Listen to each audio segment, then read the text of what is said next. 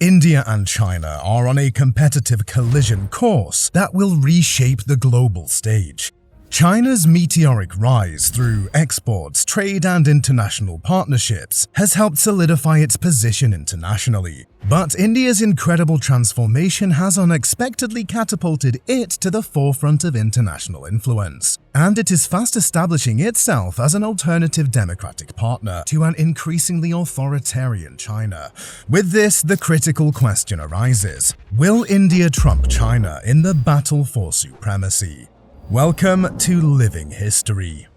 With every move China makes, India has been watching and learning. Both giants have emerged almost in parallel, and now the two countries are locked in competition. Economically, industrially, militarily, and geopolitically. China's meteoric rise over the past 50 years has already solidified its position on the global stage. But India is already a leader in various sectors, such as IT, pharmaceuticals, and green renewable energy. Its borders and long-standing history of strategic non-alignment lend itself to influential input in international diplomacy, and its growing military strengths and naval presence in Asia are also leading to greater regional influence, all of which challenge China's own ambitions. So, how did India get here? From colonial struggles to non-violent independence movements led by Mahatma Gandhi in the 20th century, India's journey is nothing short of remarkable. Its fight for freedom inspired global movements against colonialism, leaving an indelible mark on history. Around the same time, China was struggling against its own form of colonization against Japan, who occupied large areas of northern China and coastal regions. China itself became sovereign 2 years before India in 1945, though it wasn't until 1949, after its own tumultuous civil war, that the People's Republic of China was established on the mainland. Now, while British rule in India was riddled with complex economic exploitation and socio-cultural challenges, it also introduced the beginnings of modern India through transportation, education, economic structure, and trade, laying the foundations for a path of self-reliance that has helped transform it into China's key rival. A meeting between India's Prime Minister Jawaharlal Nehru and Mao Zedong in 1954 initially strengthened bilateral solidarity. But it wouldn't be long until this relationship would transform into a bitter military rivalry and conflict, one that is growing in tension by the day. But before we look at China and India's military rivalry now, we of course need to look back to where they were. No, not quite that far. Yes, here. In 1914, Britain, China, and Tibet attempted to resolve Tibet's border disputes. Suitably enough, in Simla, India, China refused to officially acknowledge the borders set out in the treaty and continued to launch increasingly aggressive military attacks. While the two countries announced peaceful coexistence and territorial respect, in 1962, relations fully ruptured into the Sino-Indian War over territorial disputes in the Himalayan region. Today, ongoing military and border tensions persist, which has led both India and China to invest billions of dollars a year in developing their military capabilities, and fresh clashes have seen both sides continuously beef up their military presence along disputed borders. This strain has motivated India to disentangle itself from partnerships and cooperation with China, and together with its own greater ambitions, has led to greater competition between these two behemoths. In 1951, India began investing heavily in education, science, and technology. It launched its first economic 5-year plan to reshape the country through boosting industrialization and agricultural production, reducing poverty and unemployment, and improving overall living standards. China adopted the same planning and development strategy in 1953, launching its own 5-year policies with similar goals. And in the 1970s, under Deng Xiaoping's leadership, China's opening up policy became the country's major international economic and political debut. Like a debutante ball, but for countries and power. These reforms and liberalization measures modernized the country's economy, attracting foreign investment, opening up China to international trade and an economic boom. Of course, India soon followed with its own economic liberalization in the 1990s, making it another major economic player. And while China is still the world's second largest economy, India is now on track to become the world's third largest economy within the next few years, and close the gap between China and the US in the coming decades. But the two countries' 5-year plans are not just socio-economic, they are also geopolitical.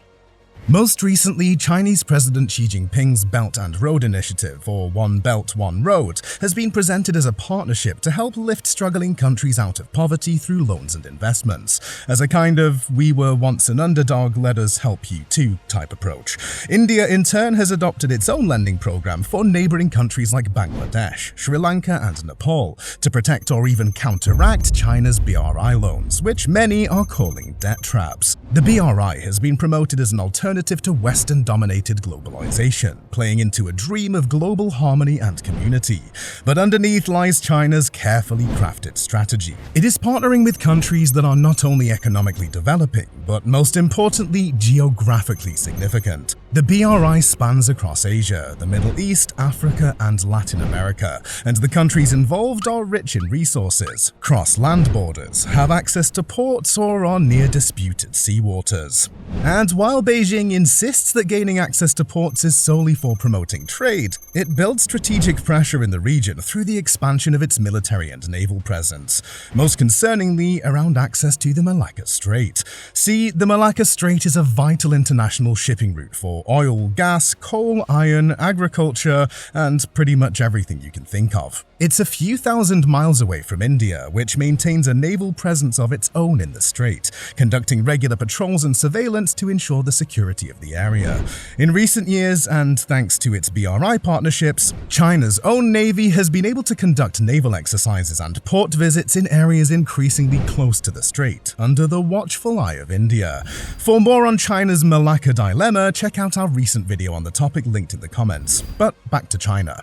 As harmonious and utopian as the BRI sounds, clearly not everything is what it seems. India has caught on to China's slow infiltration in the region and counteracted. In 2021, India proposed an economic corridor of its own with links to major ports and cities across the country's coasts. By improving infrastructure and transport in these areas, India aims to attract investment and expand its domestic and international trade. India is also counteracting Beijing's assertive partnerships with alliances of its own, maintaining its characteristic non-alignment approach while strengthening relations and building agency. India joined BRICS in 2010, a group of 5 emerging economies: Brazil, Russia, China, and South Africa. It then joined Quad in 2017, a more strategic alliance between the US, Japan, and Australia. That same year, India also joined the SCO, an organization of diverse countries across Asia: China, Kazakhstan, Kyrgyzstan, Pakistan, Russia, Tajikistan, and Uzbekistan. But China is also under threat from India in manufacturing and business. Made in China is rapidly becoming made in India, and a lot of this has to do with India's population. China's may be larger, but India's is growing faster, and crucially, is younger. China's population is largely aging, with the average age in China at 38. In India, it's just 28, and almost half of India's population is under 25, meaning more than half the country is of working age. China also has a complicated bureaucracy when it comes to business, despite opening up, as censorship, tariff barriers, and unpredictable regulations make it difficult for businesses to invest and settle. India, of course, has made that easier. Tech companies like Microsoft and Google, car manufacturers like Ford and Honda, electronic businesses like Samsung and Sony, as well as financial institutions and a booming renewable energy sector have begun moving or expanding their operations in India. In fact, it's predicted that India will produce up to half of Apple's iPhones by 2027. India isn't just taking business from China, it's showing China it means business. India and China are playing a complex game of geopolitical chess, where India has expertly positioned itself as a compelling counterplayer. It has alliances with the West and the East, and has encircled China in a checkmate of alignment with countries and industries that strengthen its position against China's power and influence in all global arenas. India is playing China at its own game, not only challenging China itself, but slowly reshaping the world order of geopolitics in the 21st century. This is Living History signing out, and if you enjoyed this video, please don't forget to support us by subscribing to our channel.